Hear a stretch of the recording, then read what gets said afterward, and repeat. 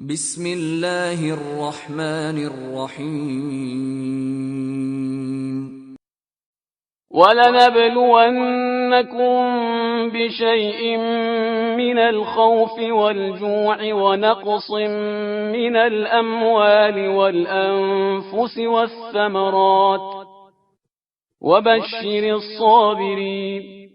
اور ہم یقیناً تمہیں تھوڑے خوف، تھوڑی بھوک اور اموال، نفوس اور ثمرات کی کمی سے آزمائیں گے، اور اے پیغمبر آپ صلی اللہ علیہ وآلہ وسلم ان صبر کرنے والوں کو بشارت دے دیں۔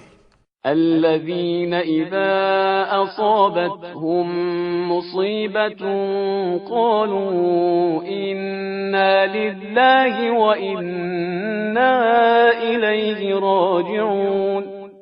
جو مصیبت پڑنے کے بعد یہ کہتے ہیں کہ ہم اللہ ہی کے لیے ہیں اور اسی کی بارگاہ میں واپس جانے والے ہیں۔ أولئك عليهم صلوات من ربهم ورحمة وأولئك هم المهتدون۔